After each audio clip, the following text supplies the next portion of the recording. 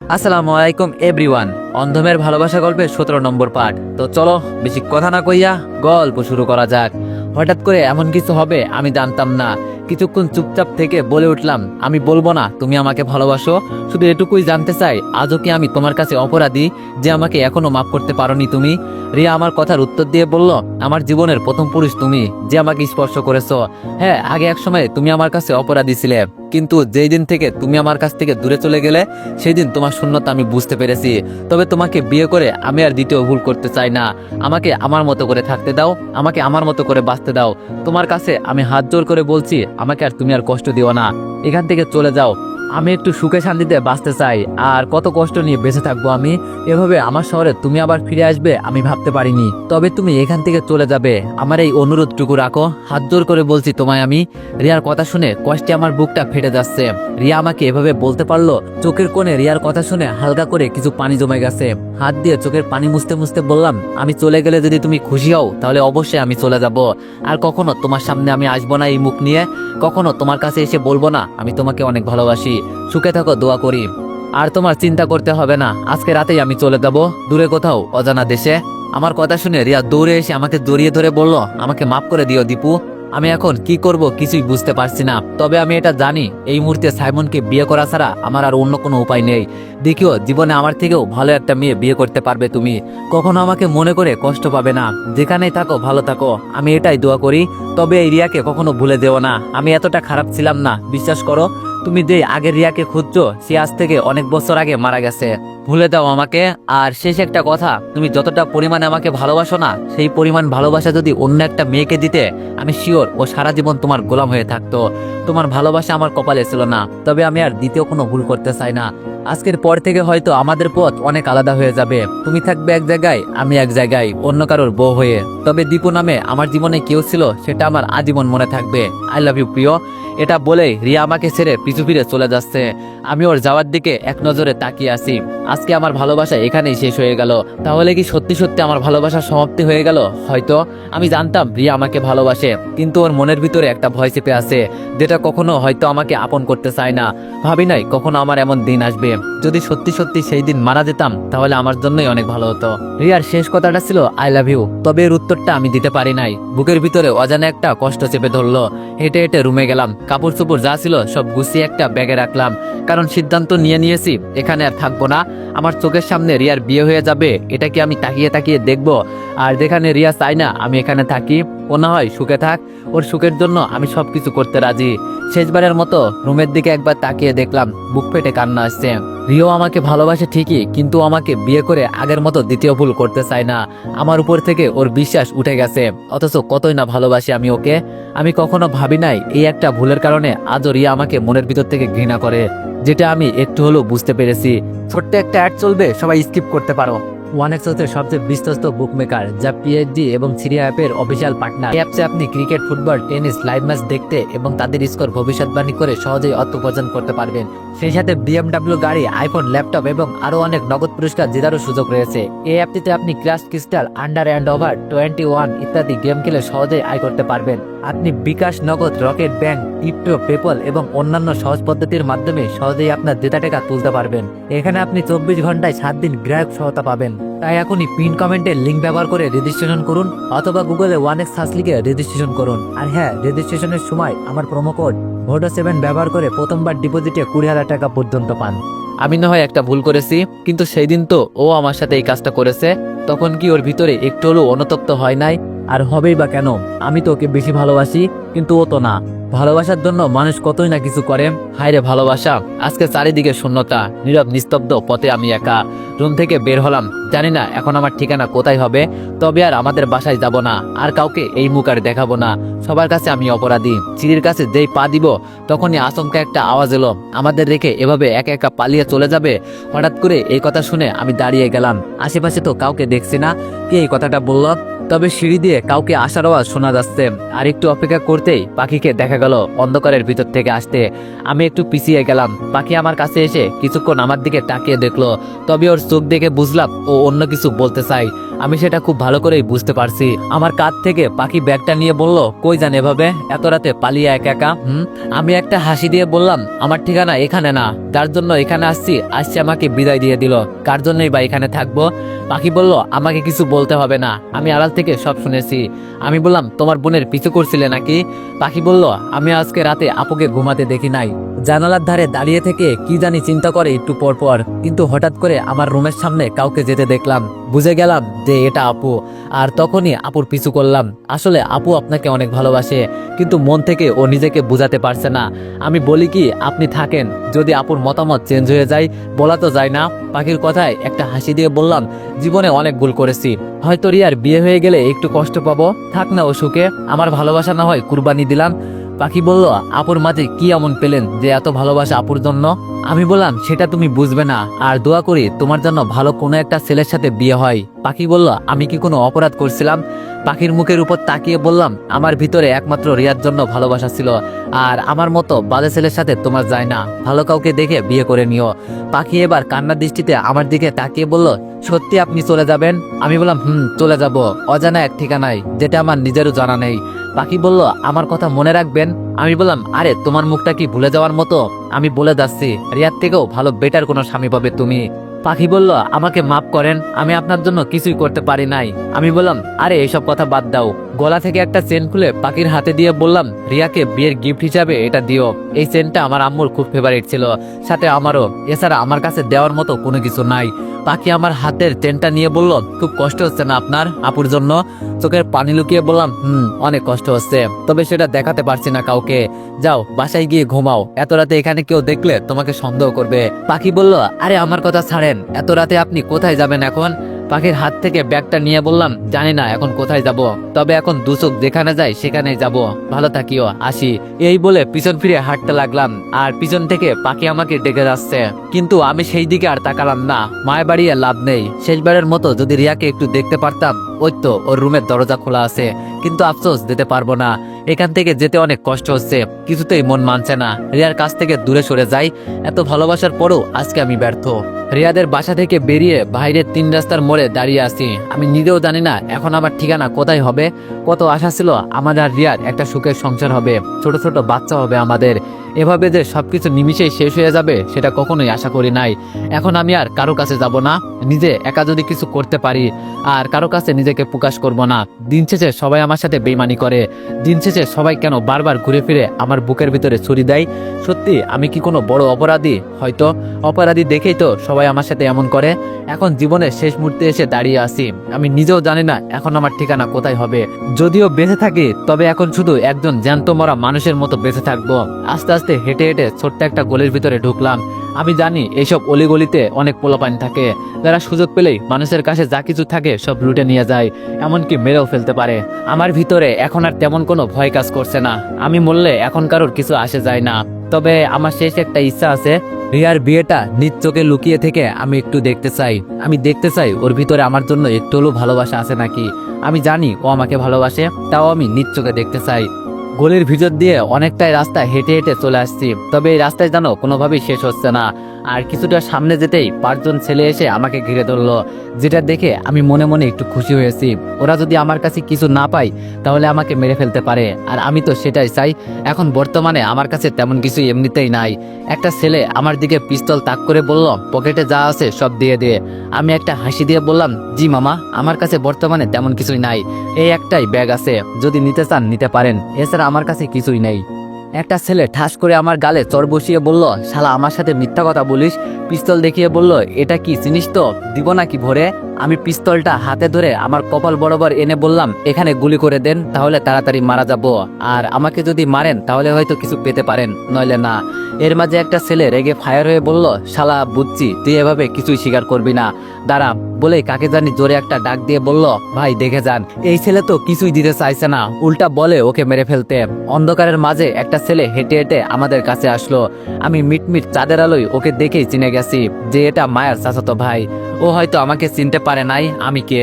যদি আমার চেহারা ভালো করে দেখে আমাকে এখানে রেখেই দৌড় দিতে পারে। মায়ার ভাই পিস্তল হাতে নিয়ে একটা ছেলেকে উদ্দেশ্য করে বলল, তোদের মাথায় কি একটুও বুদ্ধি নাই? ওকে চেক করে দেখবি কি আছে না আছে।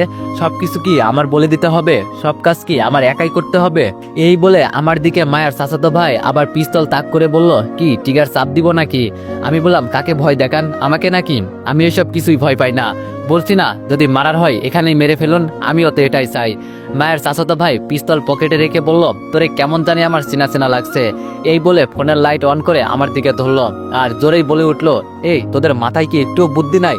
কাকে রেখে কাকে ধরলি? ওনার কাছ থেকে কেউ কিছু নিলি না তো? আবার একটা ছেলে বলে উঠলো, না ভাই, কিন্তু কেন? মায়ের চাচাতো ভাই রেগে বলল, এই কথার উত্তর শুনতে হবে না, এখন তোরা এখান থেকে যা। আমাকে দেখিয়ে বলল, একে সামনে দেখলেই সালাম দিবি, এখন তোরা সবাই যা। এটা বলতেই সবগুলো ছেলে চলে গেল। মায়ের ভাই 2 হাত জোর করে বলল, বস আমাকে মাফ করে দেন, আমি জানতাম না এটা আপনি হবেন।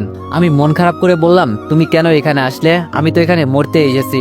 মায়ের ভাই আমার দিকে তাকিয়ে বলল, আপনার মাথা খারাপ হয়ে গেছে বস, কি সব কথা বলছেন আপনি? আমি বললাম, আমার মাথা খারাপ হয়ে গেছে, সেটা তুমি বুঝবে না। তো এখন বলো তুমি এখানে কি এইসব করে বেড়াও? মায়ের চাচাতো ভাই মাথা নিচু করে বলল, সরি বস, আমার এইসব অভ্যাসে পরিণত হয়ে গেছে, কি করব বলেন? আমি বললাম, পেটের দায়ে আর যাই করো না কেন, মানুষ খুন করো না। আর তুমি তো সব দিক দিয়ে পারফেক্ট আছো, তুমি কেন এইসব করবে? তোমাকে এটা মানায় না। মায়ের ভাই আমার কথা শুনে চুপচাপ দাঁড়িয়ে আছে, কোনো কথা বলছে না। আমি বুঝে গেছি ও যে নিজের ভিতরে একটু হলেও কিছুটা ভুল অনুভব করতে পেরেছে। আমি বলে উঠলাম, থাক বাদ দাও এইসব, এখন এত রাতে এখানে না থেকে বাসায় যাও, গিয়ে ঘুমাও। এবার মায়া চাচাতো ভাই আমার দিকে তাকিয়ে বলল, সে তো যাবই, কিন্তু আপনি কোথায় যাচ্ছেন এত রাতে? আমি একটা হাসি দিয়ে বললাম, সেই ঠিকানা আমার এখনো জানা নেই, তবে 2 চোখ যেখানে যাই সেখানেই চলে যাব আজকে। মায়ের চাচাতো ভাই বলল, আপনার কি হয়েছে বস, আমাকে বলুন। আর আপনার চেহারা এমন হয়ে গেছে কেন? চোখগুলো একদম লাল হয়ে আছে, মনে হয় আপনি ভালো নেই। মন খারাপ করে বললাম, সেই রকম কিছু একটা হয়েছে। এই পৃথিবীতে আর বেঁচে থাকতে আমার ভালো লাগে না, মন চাই কোথাও পড়ে আত্মহত্যা করি, কিন্তু আত্মহত্যা যে মহাপাপ। মায়ের চাচাতো ভাই আমার হাত ধরে বলল, আমি যতটুকু বুঝতে পেরেছি আপনি ভালো নেই, যদি কোনো উল্টোপাল্টা কিছু করে ফেলেন চলেন আমাদের সাথে আমাদের বাসায়।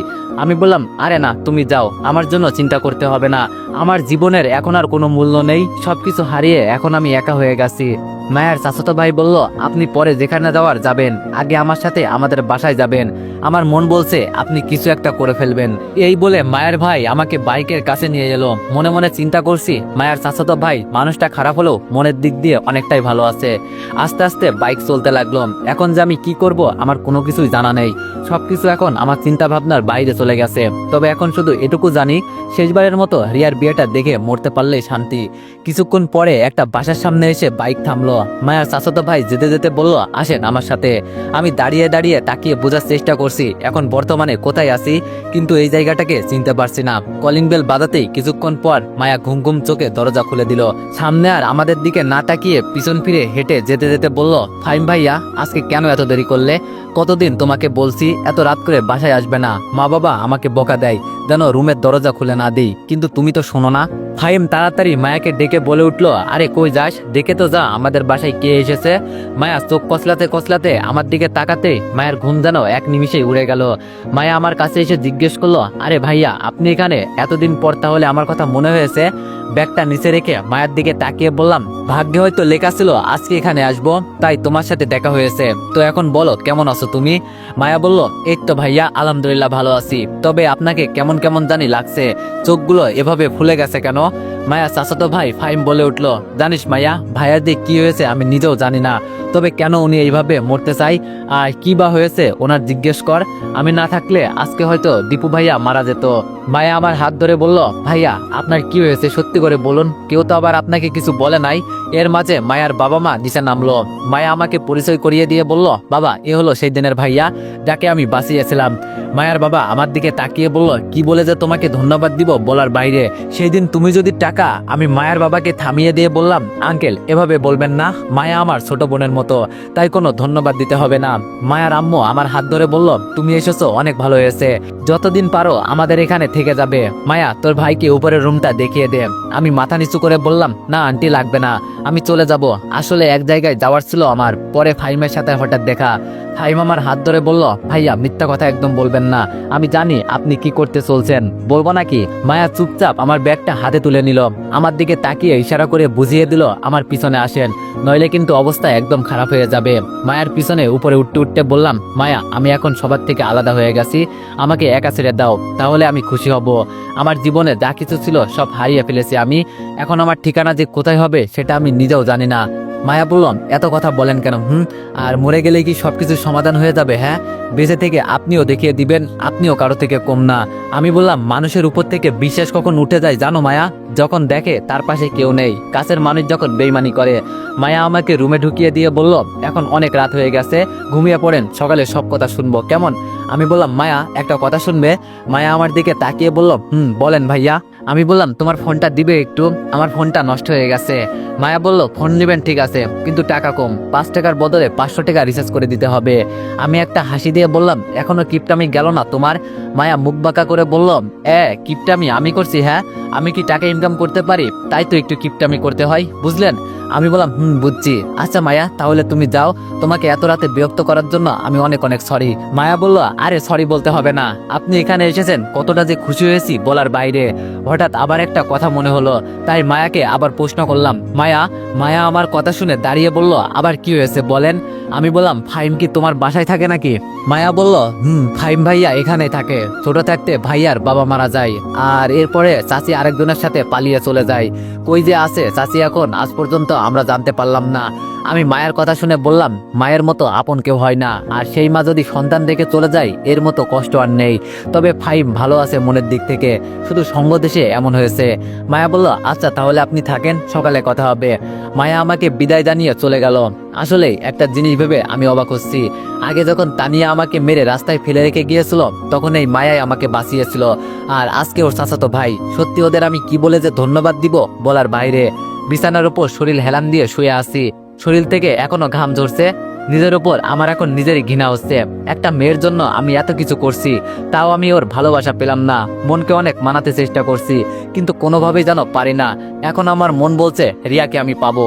এটা জানার পরও যে ওর বিয়ে অন্য কারোর সাথে হয়ে যাবে, তারপরও এমন কিছু আমি আশা করি। মায়ের ফোনটা হাতে নিলাম বন্যার বাবাকে কল দিব বলে, কিন্তু লন্ডনের নাম্বার আর এখানকার নাম্বার অনেকটাই আলাদা। আপুর নম্বরে শুধু একটাই মেসেজ করলাম, আমি কোথায় বা কই আছি আমাকে খোঁজার চেষ্টা করবি না, আমি এখন সবার চোখে অনেক বড় অপরাধী হয়ে গেছি। তবে আপু আমি দূরে যেতে চাই না, কিন্তু কি করব বল, রিয়া আমাকে বলেছে আমি যেন এখান থেকে চলে যাই। মনকে মানাতে পারি না আপু, যখন প্রিয় মানুষ এই কথা বলে। আপু আরেকটা কথা, বন্যার বাবা আর মাকে বলিস আমার জন্য ঝামেলা করতে হবে না, কয়েকদিন আমাদের বাসায় থেকে চলে যেতে বলবি, আর বলিস আমি কোনো একদিন লন্ডনে ওদের কাছে ফিরে যাব। আমার চিন্তা কখনো করবি না তোরা, আগে যেমন আমি তোদের কাছে মৃত ছিলাম এখনো মৃত আছি এটা মনে করিস। কাছের মানুষকে ভুলে যাওয়া যে কতটা কষ্টের সেটা আমি জানি। আবার যদি আমি নতুন করে জীবন ফিরে পাই না আপু, তখন আমি এই রিয়াকেই চাইবো। আমাকে ভুলে যাস না আপু, ভালো থাকিস দোয়া করি। মেসেজটা করে বিছানার একপাশে ফোনটা রাখলাম, চোখের পানি যেন কোনো মতেই বন্ধ হতে চায় না। আমি আর রিয়ার কথা চিন্তা করব না, একা একা এখন বাঁচা শিখতে হবে, কারণ সামনে আমার অনেক দূর পথ অতিক্রম করতে হবে। সকালে ফজরের আজানে আমার ঘুম ভেঙে গেল। রুম থেকে বেরিয়ে হেঁটে হেঁটে ছাদের এক কোনায় দাঁড়িয়ে আছি। এই শেষ রাতের বাতাসটাই যেন অন্যরকম, মন প্রাণ সবকিছু যেন এক নিমিষে শীতল হাওয়ার মতো ঠান্ডা হয়ে যায়।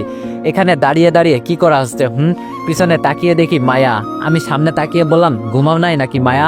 মায়া বললাম, ঘুমিয়েছিলাম, কিন্তু কিছু একটার আওয়াজ শুনে ঘুম ভেঙে গেল, হয়তো তোমার পায়ের জুতার আওয়াজ শুনে। আমি বললাম, সকালের আবহাওয়াটা খুব সুন্দর না? মায়া একটা হাসি দিয়ে বললাম, আমার কাছে অনেক ভালো লাগে, মাঝে মাঝে আমি এখানে আসি তো শেষ রাতের হাওয়া খেতে। নিস্তব্ধ আকাশে সাথে মায়া দাঁড়িয়ে আছে, ঠান্ডা বাতাসে কনকনে শীতল হাওয়া, আশেপাশে পরিবেশ নীরব। শেষ রাতে এই সময়ে এই মুহূর্তে রিয়াকে আমার পাশে দরকার ছিল। যখনই এমন পরিবেশে থাকি তখনই রিয়ার কথা মনে পড়ে যায়। সিগারেটের প্যাকেট সাথে নিয়ে এসেছি, যখনই রিয়ার কথা আমার মনে পড়ে তখনই সিগারেট জ্বালিয়ে রিয়ার কথা মন থেকে দূর করার চেষ্টা করি। মায়ের সামনে সিগারেটের আগুন জ্বালাতেই মায়া আমার হাত থেকে সিগারেটের প্যাকেট নিয়ে বলল, তোমার মাথা খারাপ হয়ে গেছে? এই সকালে সুন্দর একটা পরিবেশে তুমি সিগারেট খাবে, তাও আবার আমার সামনে? আগে যখন তোমার সাথে আমার দেখা হয়েছিল তখন তো তুমি এমন ছিলে না, হঠাৎ করে কি এমন হয়েছে তোমার? কেমন জানি অনেকটাই চেঞ্জ হয়ে গেছো। কি হয়েছে ভাই তোমার? আমি না তোমার ছোট বোনের মতো, আমাকে বলবে না কি হয়েছে? আমি একটা হাসি দিয়ে বললাম, কি শুনবে তুমি? জানো মায়া, যার জন্য এত কিছু করলাম, যার জন্য এই দেশে আসলাম, সে আজ রাতে আমাকে বিদায় দিয়ে দিয়েছে। তার জীবনে আমাকে আর দরকার নেই। থাক না ও সুখে, আমি কেন ওর পথের কাটা হয়ে দাঁড়াবো? মায়া আনমনে আমার দিকে তাকিয়ে আছে, আমার একটা হাত ধরে বলল, কি হয়েছে আমাকে একটু বুঝিয়ে বলবে? আমি বললাম, তাহলে শোনো। যতটুকু সম্ভব মায়াকে খুলে বললাম। সব শুনে মায়া বলল, এভাবে ফিরে আসাটা তোমার উচিত হয় নাই। হতে পারে ও রাগ করে এইসব বলছে, তাই বলে তুমি ফিরে আসবে? আমি বললাম, এছাড়া আমার কাছে তো কোনো পথ খোলা ছিল না, তবে শেষ একটা ইচ্ছা আছে, রিয়ার বিয়েটা শুধু কাছ থেকে দেখবো। মায়া বলল, যদি কেউ চিনে ফেলে তোমাকে? আমি বললাম, আরে না, চিনবে না, ছদ্মবেশে রূপ ধারণ করবো। মায়া বলল, নিজের গার্লফ্রেন্ডের বিয়ে কাছ থেকে দেখে সহ্য করতে পারবেন ভাইয়া? আমি বললাম, এখন আর কোনো কষ্টই আমার কাছে কষ্ট মনে হয় না, এখন নিজেকে তৈরি করে নিয়েছি। আমার কথা ছাড়ো তো, বলো মায়া, তোমার খবর কি? মায়া বলল, এই তো ভাইয়া, আগের মতোই চলছে কোনো রকম। আমি বললাম, আজকে সকালে ব্যাংকে যেতে হবে মায়া। মায়া আমার থেকে কিছুটা দূরে গিয়ে বলল, আপনার সাথে আমি ব্যাংকে যাব না, পরে আমাকে টাকা ধরিয়ে দিবেন। সেদিন বাবাকে কত কথা বলে যে বুঝিয়েছি বলার বাইরে। আমার তো খুব ভয় লাগছিল জানেন। আমি বললাম, আরে এত ভয় পাও কেন? আর আমার নিজের কিছু দরকার আছে, তাই যাব। মায়া বলল, আচ্ছা ঠিক আছে, যাবনি, এখন রুমে গিয়ে ফ্রেশ হয়ে নেন, সকাল প্রায় হয়েই গেছে। আমি বললাম, মায়া, আমি আবার তোমাদের বাসায় এসে তোমাদের সবাইকে বিরক্ত করলাম না তো? মায়া আমাকে ধমকের সুরে বলল, আমাদের তো আরো বেশি ভালো হয়েছে, বাবা মা আপনাকে দেখে অনেক খুশি হয়েছে, তবে এখন আপনার উপর আমার নজর সবসময় থাকবে। আমি মায়ের কথায় চমকে বললাম, ও মা, তা কেন? মায়া বলল, মানুষ বলে ভালোবাসা নাকি ওই যে কি যেন বলে, ব্রেকআপ হলে নিজের আবেগকে কন্ট্রোল করতে পারে না, কখন যে কি করে বসে সে নিতেও জানে না, তাই যদি আপনি কিছু করে বসেন তখন? আমি একটা হাসি দিয়ে বললাম, আরে না, এমন কিছুই হবে না, চিন্তা করতে হবে না তোমার। তবে আমার ভাগ্য খুব ভালো জানো মায়া, হাজারবার আমি মরার পর থেকে বেঁচে ফিরে আসি। এর মাঝে ফাহিম এসে বলল, কি কথা হচ্ছে এত সকাল সকাল তোমাদের? আমি ফাহিমের দিকে তাকিয়ে বললাম, আরে ফাহিম, তুমি এখানে এত সকাল সকাল? ফাহিম আমার কাছে এসে বলল, আমি মায়ার পিছনে পিছনে এখানে এসেছিলাম, আর এসেই আপনার কাহিনী শোনা হয়ে গেছে। মায়া একবার ফাহিমের দিকে চোখ রাঙিয়ে চলে গেল। এটা দেখে আমার মনে একটু খটকা লাগলো, তবে মাথায় এত কিছু ঢোকে নাই। ধুর, কি চিন্তা করছে আমি? রিয়ার ভালোবাসায় এখন মনে হচ্ছে জানো আমি পুরোপুরি অন্ধ হয়ে গেছি। ফাহিম ব্রাশ করতে করতে আমার দিকে তাকিয়ে বলল, আমার সাথে যদি এমন হতো না, মেয়ে রাজি থাক আর না থাক, আমি সরাসরি গিয়ে তুলে নিয়ে আসতাম। আড়াল চোখে ফাহিমের দিকে তাকিয়ে বললাম, ভালোবাসা কখনোই জোর করতে নেই। একটা কথা মনে রেখো, যাকে বিয়ে করবে সে তোমার অর্ধাঙ্গিনী হবে। সে যদি তোমার বিরুদ্ধে থাকে তখন তুমি কারো কাছে গিয়ে শান্তি পাবে না। এজন্য দুটি মনের মিলন ছাড়া সংসার আর ভালোবাসা যাই বলো কিছুই হয় না। আমি রিয়ার পর থেকে এজন্য চলে আসছি, কারণ ওকে আমি কখনোই জোর করতে চাই না। ওর নিজের ইচ্ছা হয়েছে আমাকে ছেড়ে অন্য কাউকে বিয়ে করবে, করুক না, তবে নিজেকে বুঝাতে পারি না, এইটুকু কষ্টে মনের মাঝে। ফাহিম বলল, আপনি যদি বলেন তো? আমি বললাম, ফাহিম, বলছি না আমি কাউকে জোর করতে চাই না। ফাহিম বলল, আচ্ছা চলেন ভাইয়া, নিচে যাই, পরে কথা হবে। ফাহিমের সাথে হেঁটে হেঁটে রুমে গেলাম, নাস্তা করে আবার রুমে আসলাম। তো এভরিওয়ান, নেক্সট পার্টের জন্য অপেক্ষা করো। ধন্যবাদ।